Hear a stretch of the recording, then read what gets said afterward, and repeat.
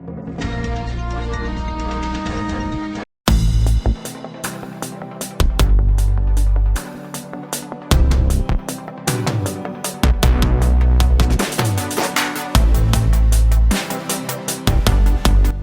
video memilukan yang memperlihatkan seorang pria tengah memperbaiki jembatan rusak yang terbuat dari batang bambu viral di media sosial.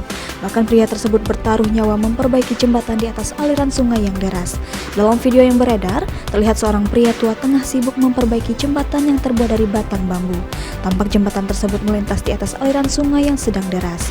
Diketahui video tersebut direkam oleh seorang anak warga dusun Tirowali, Desa Malele, Kabupaten Luwu, Sulawesi Selatan.